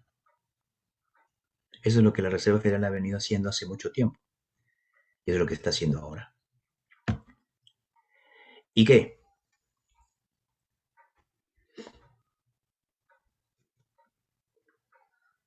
Porque aunque las tasas de interés o las decisiones de la Reserva Federal sobre las tasas de interés suban, bueno, pueden parecer al principio como algo que no nos afecta directamente. Eso es cierto. Ok, la Reserva Federal va a subir las tasas de interés y claro, sí, pero ¿qué será eso? ¿Qué significa eso? Al comienzo parece que no nos afecta directamente. La verdad es que todo lo contrario. Afecta todo lo que nos rodea ese aumento de las tasas de interés. Afecta nuestro poder de compra, el préstamo, básicamente influyendo en las decisiones financieras que hagamos de una forma u otra. Por ejemplo, ¿no? Vamos a una tienda ahora y la camisa esa que costaba $35 en Marshalls, una camisa negra de trabajo que estaba linda, 75% poliéster, 25% algodón, necesitaba una... eh, en diciembre costaba $35. Me voy ahora y cuesta $72. Ahí te preguntas, ¿no? ¿Quién es el culpable que haya subido esto? ¿La Reserva Federal? ¿O quién? Claro que sí. La Reserva Federal es la única culpable. ¿Ok? O sea que los que pagamos el plato roto al final somos nosotros. Entonces, en esta presentación yo he querido poner estas preguntas, ¿no? Como para cuestionarnos. ¿Son siempre adecuadas las decisiones y las acciones de la Reserva Federal? ¿Hasta qué punto es demasiado lejos para que la Reserva Federal interfiera? ¿Está bien que suban las tasas de interés en 50 puntos? ¿O es suficiente que las suban 0,10? Porque cuando más las suben, más sufrimos. ¿Ok? ¿Cómo promulgaría usted, las políticas monetarias contractivas o las expansivas? En este caso, en este momento estamos en política expansiva. La política de expander las tasas de interés se llama política expansiva. ¿O qué otras cosas cree usted que la sociedad tiene que hacer para asegurarse de que las acciones tomadas por la Reserva Federal sea para el bien de todos? Mm, Preguntas que cada uno tendrá personalmente, respuestas que cada uno tendrá de manera individual, ¿no? Hagamos un recuento de todo lo que vimos hoy. Primero vimos qué cosa es la Reserva Federal, que era un sistema que es lo que corresponde a un banco central. O sea, la Reserva Federal es un banco central, como hay en todos los países, al menos los que tienen economías libres. Normalmente esta institución, el Banco Central de un país, es una institución independiente, aunque en algunos países es semi-independiente. Semi-independiente. Bueno, es muy importante que sea independiente, que no necesita que le confirmen el Poder Ejecutivo las decisiones que toma. Por eso que la designación de los principales, de los ejecutivos, de sus oficiales, tiene que ser una decisión muy, muy pensada. Gente súper capaz de que lleve las riendas económicas de un país. En los Estados Unidos, el sistema de la Reserva Federal es un sistema de 12 bancos regionales, un comité federal del mercado abierto y una junta de gobernadores. Ese es el sistema federal de la Reserva Federal El sistema sí se compone de la institución que se llama Fed y tiene tres instituciones a su vez: la Junta de Gobernadores, el sistema de los 12 bancos regionales y el comité del Open Market. Muy bien. Entonces, se creó en 1913. Antes de 1913, los Estados Unidos no tenían un banco central. ¿Quién lo creó? Lo creó el presidente Woodrow Wilson. Muy bien. Habían pasado un montón de pánicos económicos antes de 1913 y por eso se creó. Para equilibrar. La responsabilidad principal es mantener en equilibrio la economía de los Estados Unidos. Ese es el principal objetivo del Banco Central Americano. Y vimos de que hay un sistema de 12 bancos regionales que incluyen también a Alaska y a Hawái. Esos 12 bancos regionales tienen una jurisdicción sobre varios estados, a excepción de los bancos de New York, que solamente controlan a New York, y el banco, ¿cuál es el otro que controla un estado nada más? Bueno, ese es el único, el Banco de New York, el Banco Regional de la Reserva Federal de New York. Los demás controlan varios estados, la mayoría de ellos. Nosotros estamos en la Florida, no sé dónde está usted, pero aquí en la Florida es el Banco de Atlanta, el que tiene jurisdicción sobre la Florida, sobre toda Georgia, Tennessee, Alabama, yo creo que eso es Missouri, MS, y también Luisiana. 6 estados controla el Banco Regional de Atlanta. Luego vimos cuáles son los deberes. Los deberes son llevar a cabo la política monetaria nacional, influyendo en las condiciones monetarias y crediticias de la economía de los Estados Unidos, garantizar el máximo empleo, los precios estables y las tasas de interés moderadas a largo plazo. Otro deber es supervisar y regular las instituciones bancarias para garantizar la seguridad del sistema bancario y financiero de los Estados Unidos y para proteger los derechos crediticios de nosotros. Otro deber es mantener la estabilidad del sistema financiero y contener el riesgo sistémico. Y el último deber de la Reserva Federal es brindar servicios financieros, incluido un papel fundamental en la operación del sistema de pagos nacionales, las instituciones de depósito del gobierno de Estados Unidos y las instituciones oficiales extranjeras que están trabajando aquí en este país. Y las funciones son conducir la política monetaria de la nación, ayudar a mantener la estabilidad del sistema financiero, supervisar y regular las instituciones financieras, fomentar el pago y la liquidación con seguridad y eficiencia, promover la protección del consumidor y el desarrollo de las comunidades. Ahí están las tres instituciones: el sistema de los 12 bancos regionales, el Federal Open Market Committee, quien es que se reúne para tratar justamente esto de las tasas de interés y la política monetaria, y la Junta de Gobernadores, que son 7, pero que ahora actualmente hay solamente 4 trabajando. Faltan 3, pero no hay problema, pueden funcionar con 4 de 7. El presidente, Jerome Powell se llama. Anteriormente estuvo el señor Bernanke y otros más que no me acuerdo. Y estos son los otros oficiales dentro del Comité de Gobernadores, de la Junta de Gobernadores: Michelle Bowman, Lael Brainerd, Christopher Waller. Esos son los 4, con Jerome Powell. Después el puesto de vicepresidente está vacío y el puesto de vicepresidente de supervisión está vacío y hay otro puesto vacío por acá abajo. Este es la Junta de Gobernadores, pero aparte están todos los presidentes de los 12 bancos regionales. El que nos correspondería aquí a la Florida es el presidente de Atlanta, del Banco Regional de Atlanta, que es el señor Raphael Bostic. Independencia. De todas maneras, se necesita que la Reserva Federal sea un ente independiente, donde la administración ejecutiva, la administración del Ejecutivo no tenga nada que ver. Siempre la Reserva Federal le ha rendido sus acciones al Congreso de los Estados Unidos, así como también la Secretaría del Tesoro y el IRS, que ellos van y le rinden sus acciones y sus decisiones al Congreso, no al Ejecutivo. Muy bien. En la historia de la Reserva Federal han habido algunas cosas medias con poca transparencia, como salvar algunas empresas de la bancarrota. En el 2008 se salvaron a varios bancos de la bancarrota, por ejemplo. Se fue una decisión independiente de ellos y nadie se puede meter porque son independientes.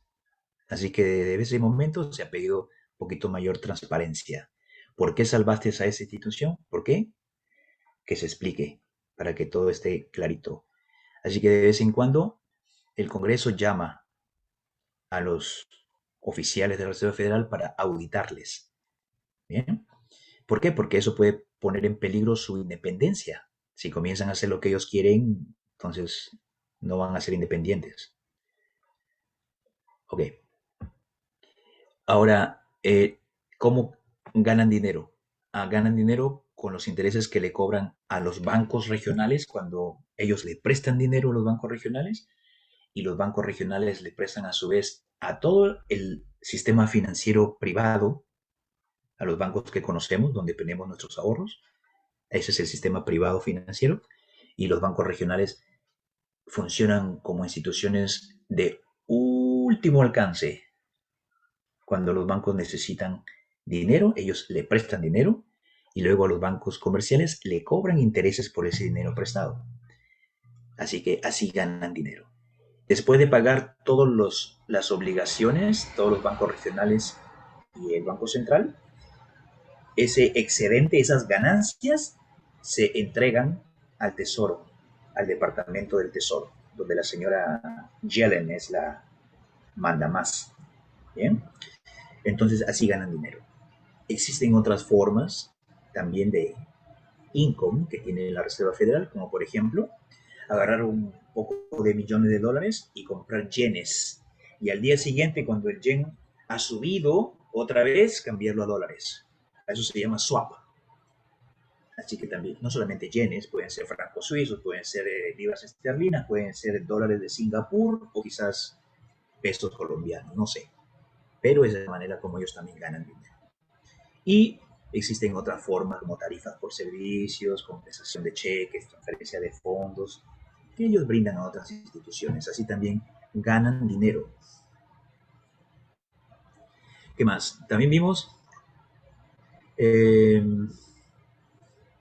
que muy interesante cómo existe la teoría de la expansión cuantitativa y también algunas políticas que a todos los bancos le ponen la misma tasa. O sea, lo que se conoce como los requisitos de reserva. Cada banco comercial tiene que tener una cantidad de millones de dólares entre todas sus oficinas establecido y no puede tener más de eso. Que sirvan para que nosotros, los clientes, vayamos y saquemos dinero.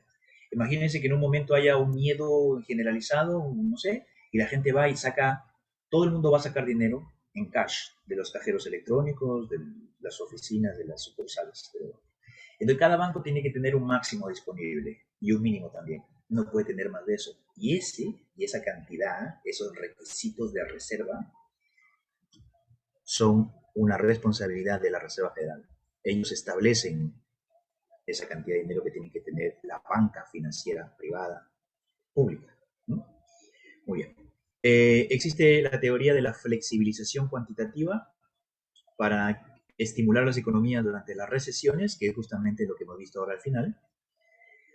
Pero antes de eso, eh, conceptuamos qué cosa es un banco central y cuáles son sus obligaciones. La principal obligación es mantener a la economía de una nación en equilibrio, estableciendo las tasas de interés, promulgando la política monetaria, facilitando o restringiendo la oferta monetaria y la disponibilidad de crédito. Por ejemplo, mire usted, un ejemplo, no sé si eso pasa en otros países, pero yo me enteré recientemente que cuando, por ejemplo, en el país mío, de donde yo vengo, se llama Perú, cuando allá hay una moneda que se llama el sol.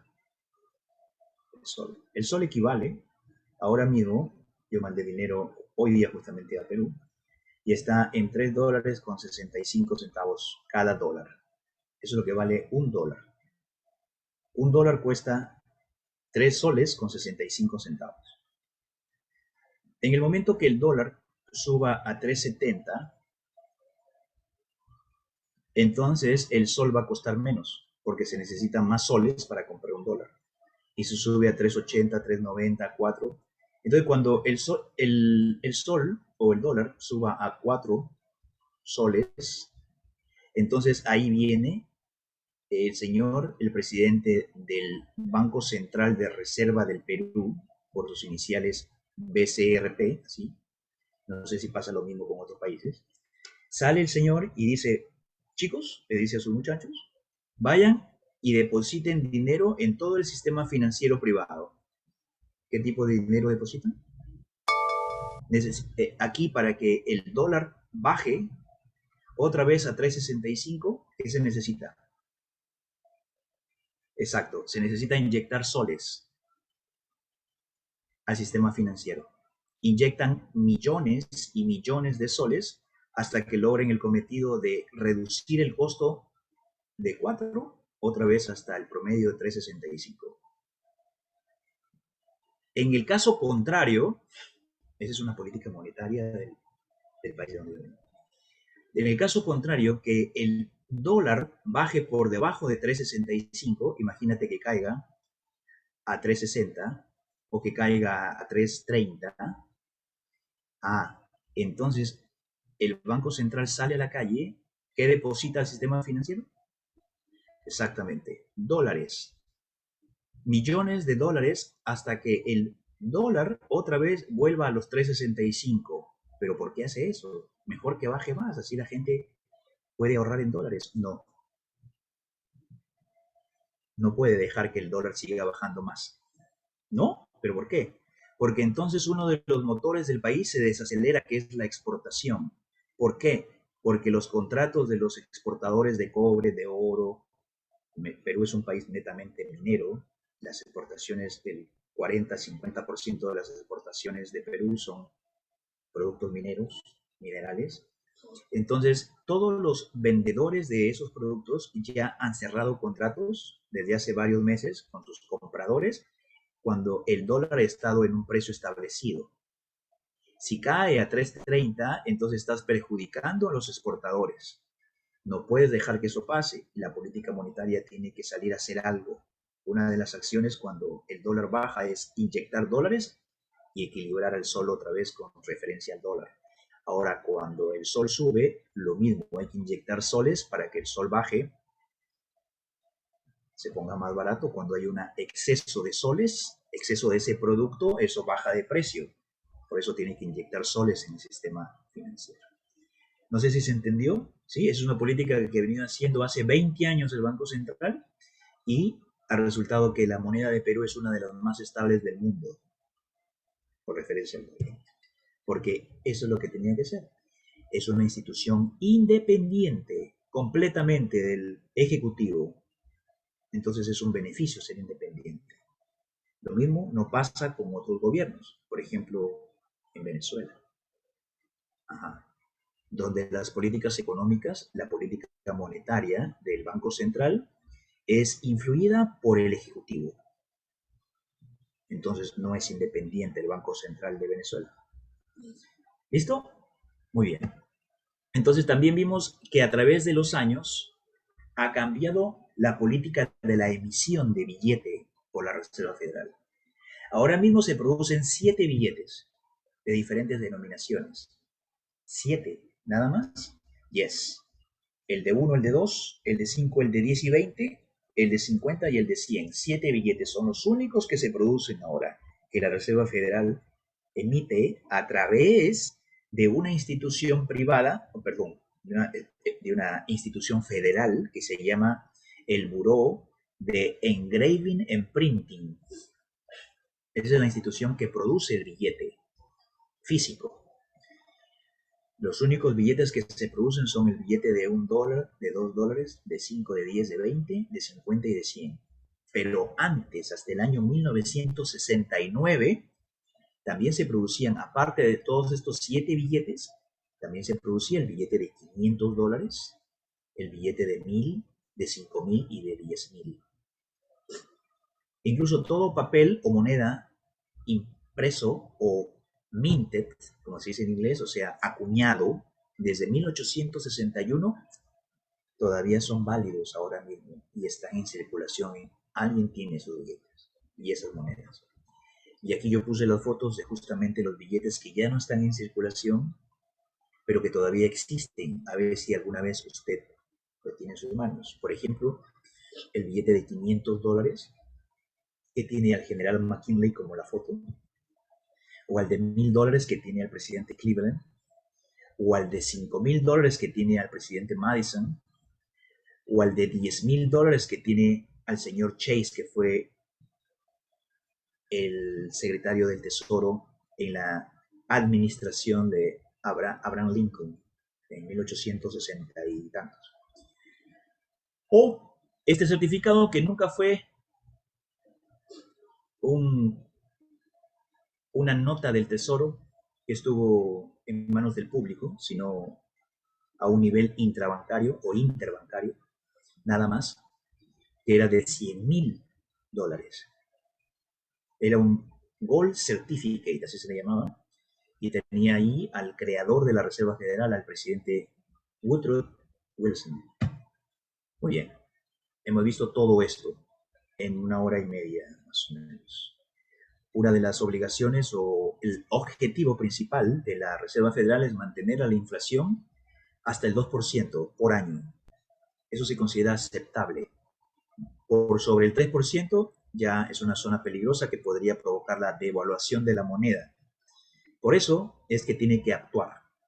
Y según el modelo econométrico de un economista, el pasado, el señor Taylor, la regla de Taylor se llama, dice que la Reserva Federal debe aumentar las tasas de interés cuando la inflación o el PBI y sus tasas de crecimiento suban. Cuando sean más altas de lo deseado, entonces ahí tiene que actuar la Reserva Federal haciendo lo que se conoce como el modelo econométrico. Tiene que hacerlo, está obligada a hacerlo, porque es la forma más eficiente de poder bajar a la inflación creciente. ¿Listo? Yo creo que hasta aquí hemos llegado. Una de las dos políticas, pues la expansiva, donde sube las tasas de interés periódicamente, y la contractiva, donde después que ha logrado controlar la inflación, contrae las tasas de interés otra vez. ¿Qué está haciendo ahora? Ahora mismo está con la política monetaria expansiva. Después de marzo del 2020, cuando la economía sufrió ese golpe, esa recesión súbita, lo que hizo fue contraer las tasas de interés. Las llevó a cero para que haya más gasto. ¿Sí? Y aquí hemos visto cómo funciona. Bueno, cuando reduce las tasas de interés, ¿qué pasa? Cuando reduce las tasas de interés, lo que está buscando es que la gente comience a pedir más dinero prestado a un ritmo mucho más acelerado, que la gente comience a gastar más y que también las empresas contraigan deuda y por lo tanto aumenten sus inversiones, quizás se expandan o contraten a más personal. Por eso baja las tasas de interés. En una recesión baja las tasas de interés. Es lo que viene después de este aumento que tiene ahora. ¿Y por qué aumenta? Lo aumentó porque de esa manera va a reducir efectivamente la cantidad de capital líquido que hay en circulación en la calle. En la calle se llama el sistema financiero, obviamente. Y a medida que se vuelve más costoso pedir dinero prestado, la gente gasta menos, pide menos dinero prestado. Por eso que la inflación disminuye. Entonces la economía se desacelera. Y entonces los precios bajan. Y todo es un circuito, un ciclo concadenado. Muy bien. ¿Hay alguna pregunta antes de terminar esta masterclass? Porque ya vimos todos los detallitos de lo que es la Reserva Federal. Hola, Ulises. ¿Cómo estás? Bien, todo bien. Mira, bueno, excelente, excelente exposición la que has hecho. Y Gracias. yo quedé con una inquietud, ¿no? Sí, Porque no es una inquietud lo que has explicado en sí, sino sobre la situación real, la ajá, situación que estamos viviendo, ¿no? La inflación es de espectro internacional y la Fed actúa sobre un ámbito nacional. Y la inflación tiene un aspecto internacional porque está muy influida sobre cosas que están sucediendo. Esencialmente los costos de la energía se van elevando y esto no lo controla la Fed. Y eso influye decisivamente en la inflación en Estados Unidos por ser Estados Unidos un país muy importador. Todo dice Made in X. Es decir, buena parte del resultado de la inflación, de lo que estamos viviendo, es por influencia internacional. Por dar un ejemplo, un contenedor que costaba trasladarlo de un punto A a un punto B vía marítima, costaba $2.500 y actualmente está más o menos en ese mismo trayecto, aproximadamente en $17.000. Por ser Estados Unidos un país dependiente de la importación, eh, todo eso se lleva al consumidor, todos esos costos. De tal manera que yo siento después de haber oído tu explicación, que hay un aspecto que aun cuando la Fed quiera no lo va a poder controlar, porque hay una guerra y hay una situación real de aumento de energía, de aumento de los precios de la energía y otras cosas. Eh, la Fed aplica medidas que afectan al ciudadano porque indudablemente que al desacelerarse la economía como efecto de que todos los intereses aumentan y bueno, se reduce el consumo y todo eso, eh, esa acción sobre el ciudadano es una parte de lo que se claro, aplica cuando normalmente, cuando la situación es de ámbito nacional. exactamente.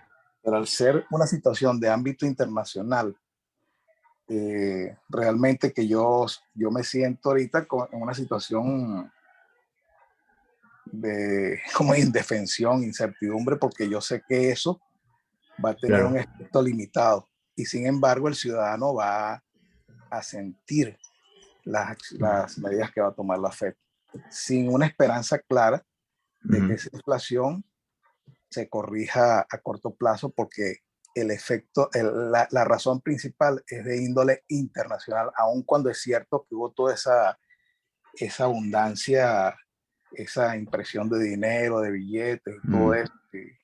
Pero eso no es el único elemento que impulsó la inflación. No, pues. Actualmente la inflación es en Europa, es en todas partes, y Claro, claro, es porque su origen es internacional. claro. Solamente quería hablar de esto, Ajá. eh, Está bien. para, no para complementar, porque realmente lo que tú has dicho está muy acertado, sino simplemente para expresar lo que siento después de hacer Bueno, todas estas reflexiones. gracias, gracias, gracias por participar. Gracias, muy amable. Muchas gracias. Claro, tienes toda la razón. Tienes toda la razón.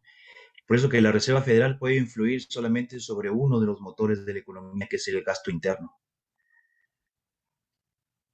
¿no? Ese es prácticamente su trabajo.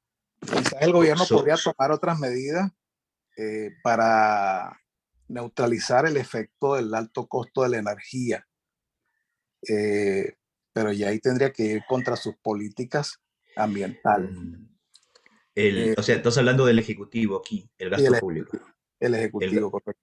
Sin el embargo, Ejecutivo y el Legislativo, porque aquí ese es el aparato del gobierno que es ejecutivo y legislativo, o sea, el Congreso, la Cámara de Representantes, los No dos. obstante, también sería solo una parte, porque al ser muchos productos Ajá. importados, esos países tienen ya inflación y los productos de todas maneras van a llegar más costosos a Estados Unidos. De Es todas decir, es un maneras. problema Claro, de índole internacional. claro, claro. Ujú. Es cierto, sí, hay factores externos, exactamente. Claro, entonces el ejecutivo, legislativo influyen sobre el gasto público y sobre la balanza comercial. En estos momentos, bueno, a lo largo de la historia, la balanza comercial de los Estados Unidos ha sido de un superávit. O sea, lo que se ha exportado ha sido superior a lo que se ha importado en la historia de los Estados Unidos. Eso es el escenario ideal, ¿no? El escenario ideal sea que lo que tú exportas sea mayor de lo que tú importas, que lo que importas sea menor. Porque si tú importas más de lo que exportas, ahí hay un déficit. Hay un déficit. Entonces, en estos momentos, ¿estamos en déficit o estamos en superávit? Esos datos todavía no se entregan hasta final de año o hasta marzo del próximo año. No sabemos todavía eso. Pero lo que sí podemos medir es en los últimos 12 meses, ¿no? Lo que se conoce como TTM, o sea, el tren de los últimos 12 months. Eso habría que averiguar. Quizás el lunes lo averiguamos. ¿Cuál es el tren de la balanza comercial americana en los últimos 12 meses? Si tenemos un superávit o si tenemos un déficit, ¿no? Históricamente hemos tenido un superávit, históricamente, ¿no? Pero lo interesante está que mientras los Estados Unidos están aquí sufriendo con casi el 9% de inflación, hay una institución que está poniendo la mano y el pecho tratando de al menos mejorar el consumo interno, reducir la inflación, al menos. Otros países están bastante peor que nosotros, ¿no? Otros países están bastante peor que nosotros. Y otros países están mejor que nosotros, también, también. Por ejemplo, he visto, se está extendiendo un poquito esta masterclass, pero sí, solamente para explicar lo siguiente. Por ejemplo, las exportaciones en Sudamérica, estamos hablando de Brasil en primer lugar, Argentina en segundo lugar, Argentina en segundo lugar, en tercer lugar está Chile, en cuarto lugar está Perú, en quinto lugar está Colombia, Argentina, Brasil, Chile, este es Chile, Perú está en cuarto lugar en exportaciones, Colombia aquí, y después ya viene Bolivia, vienen los demás. En millones de dólares, en el año pasado, más o menos, Brasil ha exportado 106 billones en dólares americanos en todas sus exportaciones. ¿Cuáles son las exportaciones más grandes que tiene Brasil? La soya es el primer producto mundial y después vienen los productos derivados del crudo, pues viene el café, que es el primer producto, y otro más. Tienen bastantes. Argentina también la soya, Argentina está como en casi 90.000 el año pasado, billones en exportación. Estamos hablando de exportaciones nada más, no he visto importaciones. Chile está como en los 77.000 billones, claro. El producto que más exporta Chile es el primer productor de cobre en el mundo, cada vez más utilizado. Después sigue Perú con más o menos 46.000. Después sigue Colombia con 41.000 el año pasado. Después sigue Bolivia, que tiene minerales también, igual que Perú, pero un poquito menos, como 30.000. Y de ahí están por debajo todos los demás. Eh, el detallito está que cada vez estos países exportan más, exportan más, exportan más, porque hay una comunidad que está comprando y comprando más, más, más, más de ellos, de ellos, de ellos. O sea, a todo el mundo no lo está afectando igual esta crisis, mejor dicho. Entonces, lo que estos países con esta bonanza de exportación que están teniendo tienen que pensar, incluido Venezuela y lo demás, es el siguiente paso. Es que es necesario el siguiente paso tiene que ser este. Tiene que ser este. A la medida de sus posibilidades, Brasil está bastante acelerado, México está bastante acelerado en ese propósito, pero los demás están más lentos.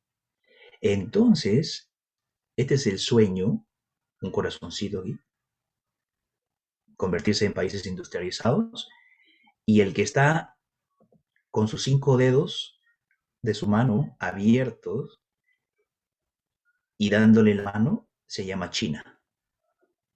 Que cada vez que escucha industrialización dice, está bien, ¿qué necesitas? ¿Trenes? Yo te ayudo. ¿Qué necesitas? ¿Puertos? Yo te ayudo. ¿Qué necesitas?